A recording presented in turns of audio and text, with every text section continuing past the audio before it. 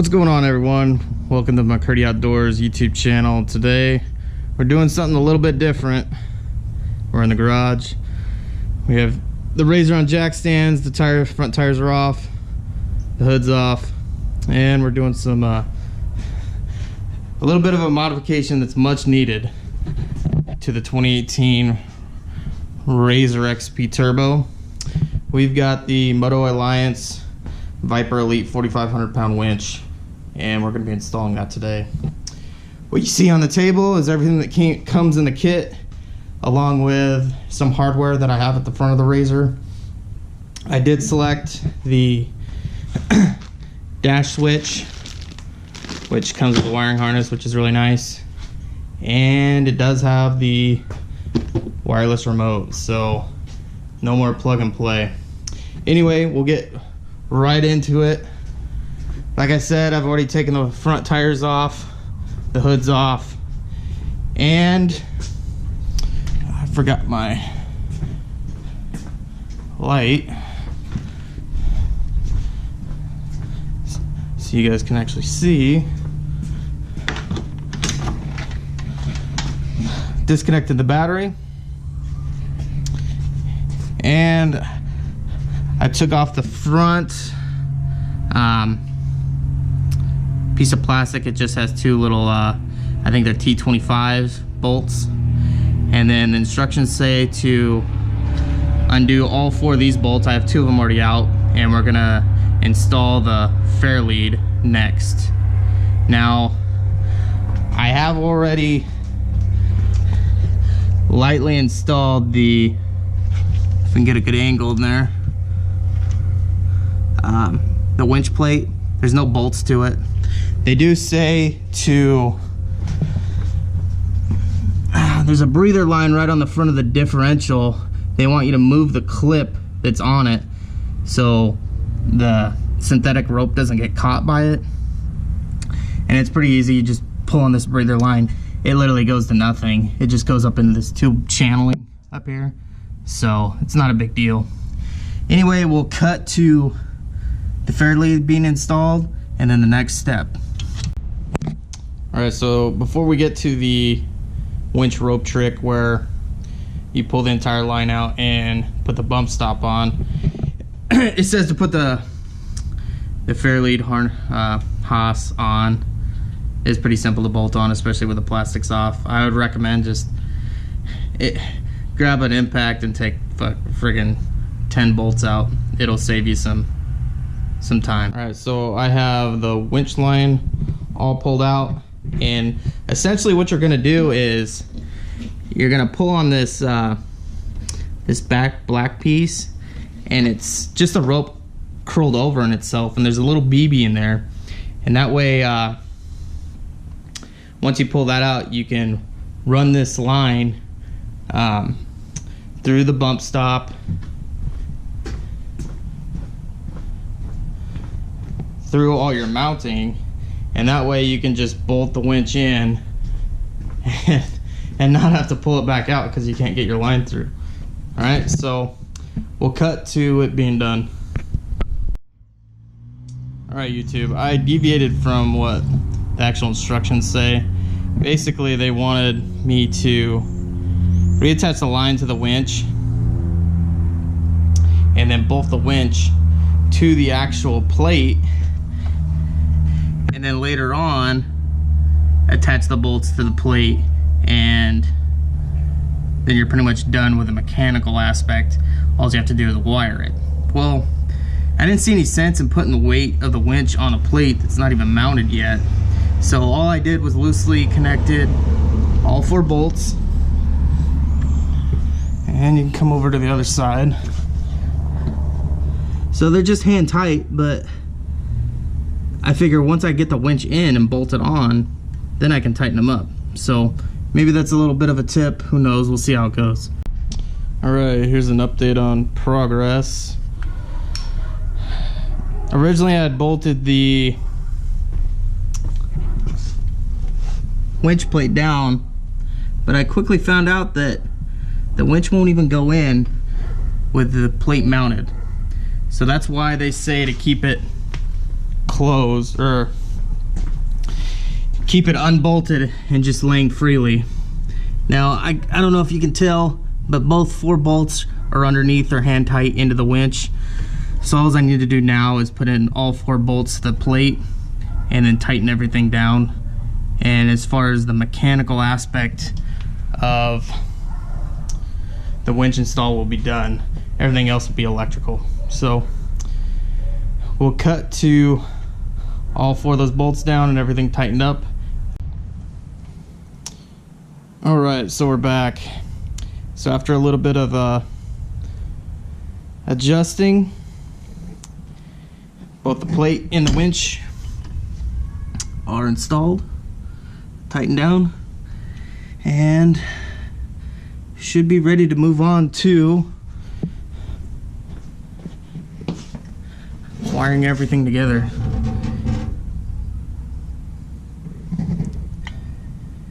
Which probably might be the easiest part. So what I'm gonna do now is I'm gonna remove the half windshield, get the seat out of the way, and get the center console out of the way, and try to figure out which spot I'm gonna put the switch in.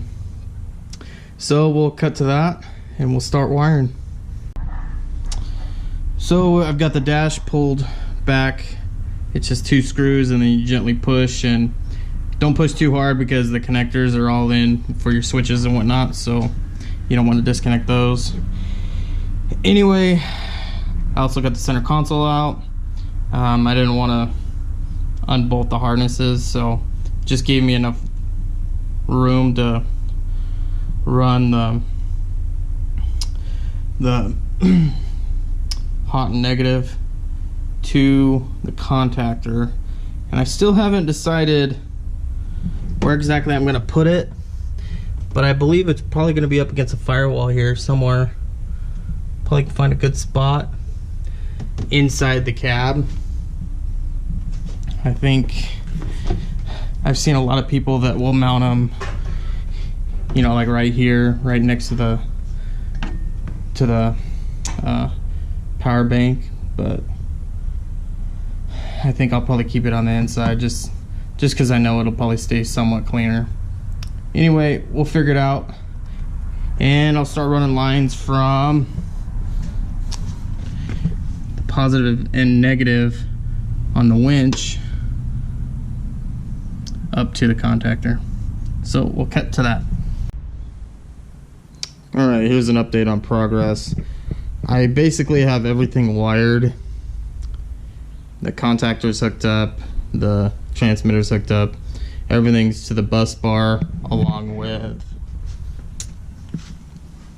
the winch is hooked up, both lines. And then if you come around, the switch is in, and I guess I didn't really need to take the center console out, simply because that accessory line on the bus bar right here is the key on power. So instead of tapping into your switch, which is the far right switch there, you can just tap into this and it works perfect. So what I'm going to be doing now is I've already selected spots for both the contactor and the transmitter, and the contactor is going to go right on the side of the glove box, and the transmitter I'm going to put right on top. I thought about drilling into the sidewall here, but I think that's just easier to get to, especially for drilling out holes, so we're gonna go with that. Anyway, the other plan is the switch lines that they give you are only maybe 2 feet long, and I want to run this I want to make it look nice, so I went and bought some 14 gauge wire, and I'm just gonna solder longer wires to this and shrink wrap everything and put it together. So we're gonna cut to that. Just a small update. I soldered both the black wire or red wire and black wire together coming from the switch. You could have easily used little butt connectors and shrink wrap those, but I wanted a no fail system, so that's all done. Now I can start putting the contactor down and mounting the transmitter. We should be good to go. Alright, we got another update. I've got pretty much everything ran, everything spliced together. Zip tied this pretty nice and neat. I did add butt connectors to the wired ends that had just wire at the end, so that made it look a little bit better, and put some electrical tape over it. Zip tied these up nice and out of the way, and I'll show you my contactor and transmitter positions.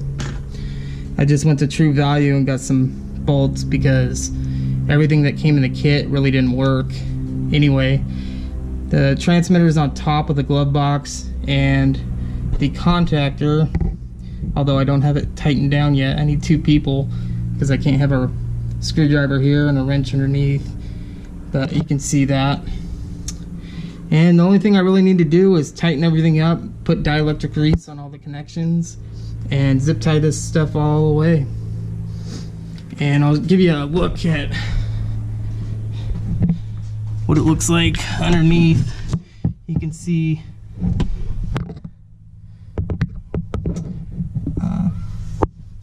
get a light. The 4 for the transmitter and the 2 for the contactor.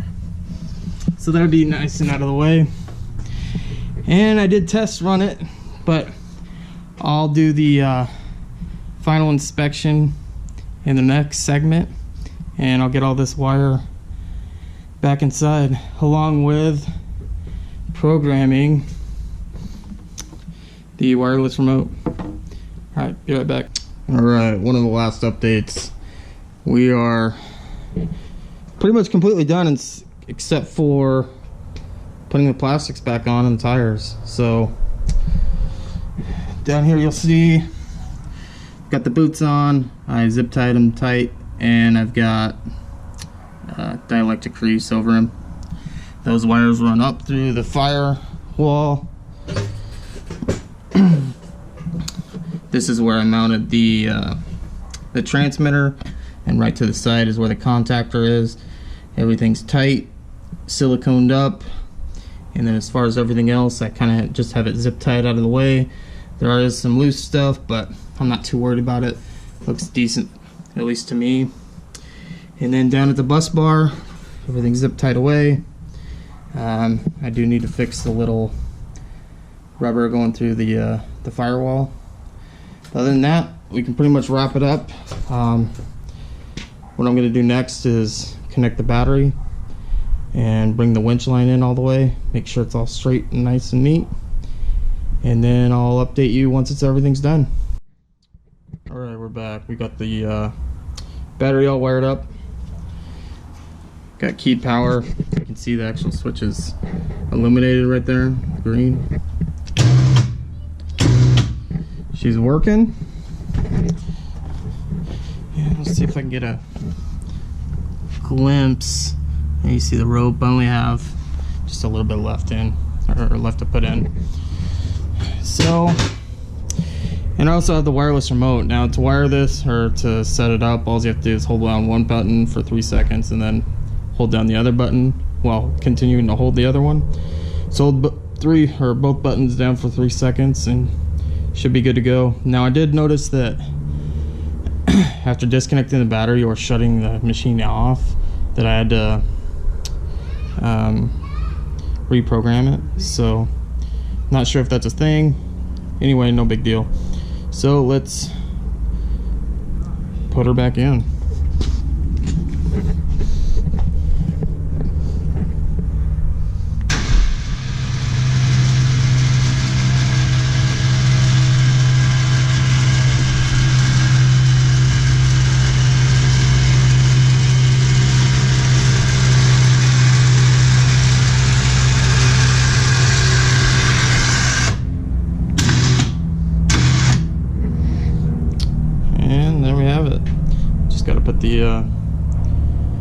clevis on and we're good to go. So I'll cut to everything back on. Alright guys, we're finally done. Everything's put back together. All I have left is to put the windshield back on, but that's no big deal. Anyway, it looks good, works good. I guess I'll probably test it out this winter once it snows and starts getting a little bit muddy around here. The dash switch looks great. And overall, I'm pretty impressed with the quality, although I think the Viper Elite by Moto Alliance is pretty generic. They set it up to where just about anyone with any machine can do it. So I wish they'd sell a model specific wiring harness. That way you don't have to solder and deal with any of that stuff. But overall, pretty simple install. Just took a little time, especially getting that winch and plate down in there. So anyway, this has been McCurdy Outdoors. I'll have future videos coming out working in the garage. I know I'm gonna have a bumper coming soon. That won't be too difficult, but I'll probably throw this up there, and a couple other mods that might be coming soonish. So stay tuned. All right, everyone take care, and I'll see you on the next ride.